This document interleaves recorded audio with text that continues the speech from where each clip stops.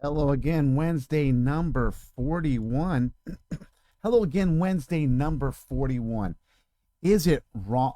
Is it is the wrong way ever the right way?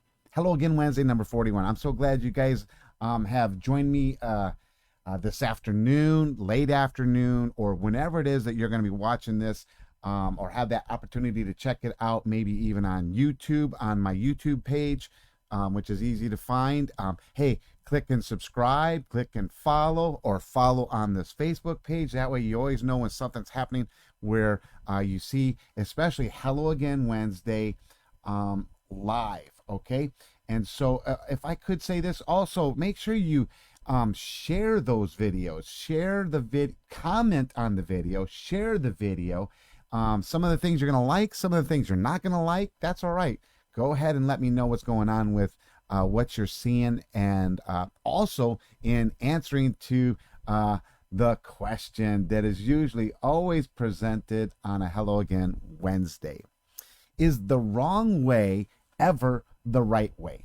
This week I began reading an article that I get in my email, and a lot of stuff comes, a ton of stuff comes through my email.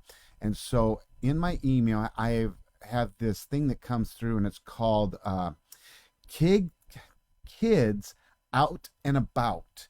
And it's just something that's lets you know what's happening in the Los Angeles area, things kids can do for free, things that are activities and events for kids and stuff like that. And so this lady by the name of Deborah Ross is the one who writes this little email blurb, especially every week, I believe it is, on what are taking place for kids in the area. And I'll admit, a lot of times I don't read it. There's things that don't quite catch my thought process right away, but this one kind of did. And it was, is the wrong way ever the right way? Or she might have had it titled just a little bit different. And that headline, it piqued my interest, and so I thought, well, I'm going to read it. What Deborah did is she wrote about her I believe it was her sophomore year in college, about a history professor that she had that was teaching the French Enlightenment. And as she walked into that class with other students for the first day, the instructor or the professor of the class began the class this way: begin every class by deciding that the thing you want most is to be proven wrong. And Deborah, she writes in her article that immediately she thought, that doesn't, well, I'm going to quote her. It says, "I should want to be wrong? That makes no sense." And I'll tell you what, as I read that, I'm like, that would be my immediate thought too. Why would I want to go into a place that's just going to prove me wrong on everything? I'm going to walk in with the thought process that I should be proven wrong. And so it really kind of, it made me a little nervous on that thought process because, and I don't want to jump ahead, but so I'm just going to kind of look at more of what the professor said real quick. Just catching up on my notes. Looking at what the professor said was that the professor then explained why he said what he said. And it's this: education is offense. There is no shame in having been wrong unless you shut your mind to that possibility. You want to come out of every educational experience righter than when you went in. R-I-G-H-T-E-R, righter, not wronger, righter than when you in. And that part, as I was reading it, I'm reading this article, and as I was reading it, that part kind of bothered me, because there's a very small percentage of teachers that want to put such a false, evil, hateful, decisive information into our children today. Notice I said a very, very small percentage, or very small, or very, very, very small percentage of teachers. the majority of you teachers out there, the mass majority of you teachers out there are teaching our kids well. Unfortunately, with the instantaneous of the internet and all that stuff, you will see that small percentage in your face. Did you see what this teacher did? Did you see what this teacher did? And so we know that there's those out there that'll do that. But for the most part, you guys are doing an awesome job for kids. And so, that thought process of coming out righter than when you went in, it made me question, what if they say what is so wrong to our kids and tell them that it's right? Is it right? And if it's wrong, I know it's not right. Okay. And now in that thought process, just bear with me for a moment. You know what? Because we have where there's this thought process where you can change things to be your narrative, and I'm always waiting for someone to say 2 plus 2 is no longer 4. 2 plus 2 will always be 4. I mean, we made jokes, at least in our house, we made jokes, and please don't, well, maybe there's one of the things you don't like. I don't know. We made jokes about that. A math where you were circling numbers, you were turning them into different numbers so that you could try and get to an answer. I can't even remember what they called that. It was the most ridiculous math thought process. And I know they were trying to make you stretch your mind or whatever with math, but you know what? 2 plus 2 is always 4. 10 plus 10 is always 20, no matter how you circle it. 10 plus 15 is always 25. I don't know if I said 10 plus 10. 10 plus 10 is 20. Yeah. 10 plus 15 is always 25. No matter how you circle the numbers, it'll always be 25. And if you learn your math tables, your multiplication tables, if you learn those, you'll be better off in math, no matter how you think about it. And math is always going to be important. It's important in society. It is how you learn how to count your money and all that stuff. So that being said, you know what? I just struggled with, that thought process of going in and having your mind changed on something that might be wrong as right. So I'm still reading this article, right? And I'm still trying to eliminate some of my hesitancies. Okay, so Deborah writes this in her article. And for me, I believe it's right on the money. This is, speaking of money, I believe it's right on the money. And here's what she writes. It's worth remembering as we launch into a new school year that education isn't actually about grades. It's about preparing young people to be able to, I highlighted this part. It's preparing young people to be able someday to sort through facts. I'm going to stop there. Let me interject, okay? This is me interjecting.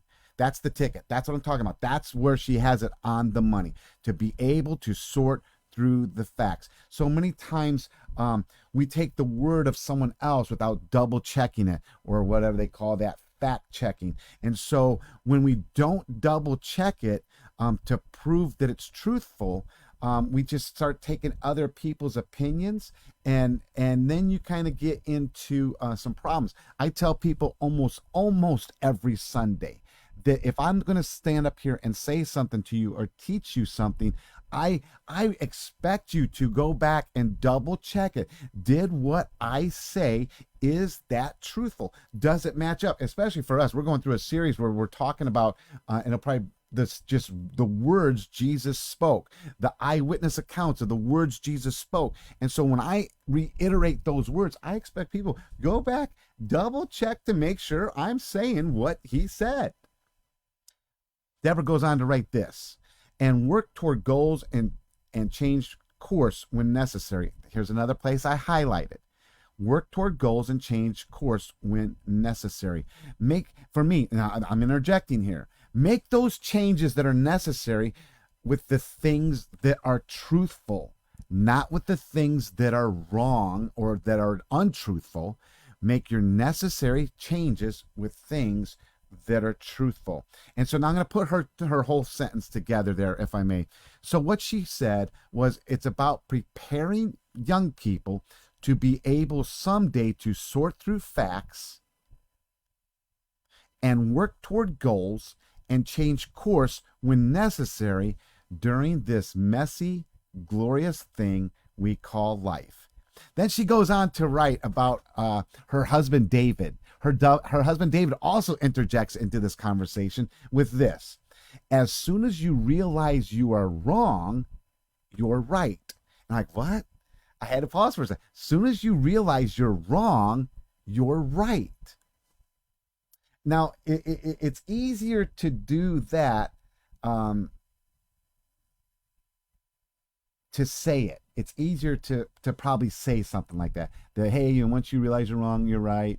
It's easier to say that. Excuse me, David. He goes, I'm saying it wrong. That's my thought process for a moment. David says it like this. Let me start over. As soon as you realize you're wrong, you're right. And the easier it is to do that, the faster each of us arrives at the place we need to be. So as soon as you realize you're wrong, you're right. That's probably easier. And this is where I'm saying it's probably easier, because it's easier to say. And the reason I say it's easier to say because sometimes people just don't want to admit they're wrong. So to say you're wrong and realize it, you're now going to know that you're on the path to being right. Okay, to get to the path of being right, you have to first admit you're wrong. And so many people today struggle with admitting that they're wrong. In fact, you know what? Some people will go down in flames just to just back up what their wrong statement is. And that's too bad, because they will miss out on what did he say? They will miss out on arriving at the place we need to be. So it's not so much is the wrong way the right way. It's when you realize the way you thought was right was not right. You guys are going to have to rewind all of this and just kind of slow it down maybe and listen. Ready? It's when you realize the way you thought was right was not right. And what you thought was wrong, maybe you should have taken that path. Maybe you should have rethought it, because maybe you found out that it is truthfully, factually right. And that's the path you should have gone down. Last Sunday, and this is one thing about being right, okay? You really, really want to be right. In the sermon on Sunday, I had two great stories. Samson in Judges. In fact, on our Bible study, we're going to be in Judges. We're actually going to talk about that story of Samson and Delilah and Samson's parents and stuff like that. We're going to talk about that in our Bible study this afternoon in a couple of hours. But I told a little bit of that story, and that was the birth of Samson. And then I told a story in John chapter 2, verses 1 through 11. And it was funny because in that story, I saw some other pastors were telling that same story with a different thought perspective, which was still really good. But anyways, I closed out Sunday with this, talk about being right. I'm going really fast, guys. I'm so sorry. But being right. Romans chapter 10. I'm going to do verse 4, and then I'm going to jump down to verse 9 and 10.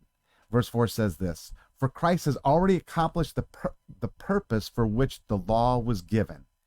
As a result, all who believe in him are made right with God. You have to go up and read about what the law means and stuff like that. But when you see that, and you'll understand that your believing makes you right with God. Verse 9, if you openly declare that Jesus is Lord and believe in your heart that God raised him from the dead, you will be saved. Verse 10, for it is by believing in your heart that you are made right with God. And it is by openly declaring your faith that you are saved. I love that. I always tell people, if you're ever looking for a starting point, what a great starting point. First of all, you're going to be saved, and the other thing is, along with that first starting point, is because it all started with one tiny thing: believe.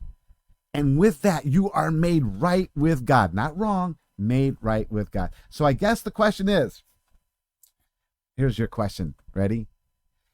When have you ever been wrong and had enough within you to make those necessary changes to be right, to truthfully be right. I'd love to hear from you. Hear what kind of things you've had. Well, you know what? I remember this time I was so wrong, and I did this. I changed this to be right. I'd love to hear what you have to say about it. Okay. So, hey, click on this video, share it, give your comments, especially to the question, and then share it with others and ask them the same question to share. And so we can see, maybe we'll all arrive at the place we need to be. So, today, 4 p.m. in person downstairs, we're having our Bible study, or you can also join us via Zoom. And if you need a link to that, go ahead and PM me in Facebook, and I will get that link to you.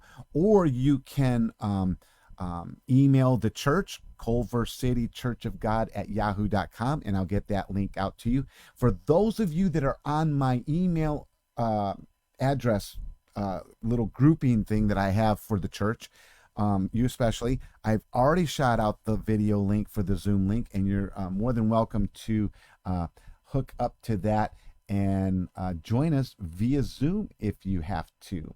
Otherwise, ready? Check out a church near you. You might walk out righter than when you went in. So I kind of played on the little article that Deborah wrote. I hope everyone has a great week, and I look forward to seeing you next Wednesday on Hello Again Wednesday.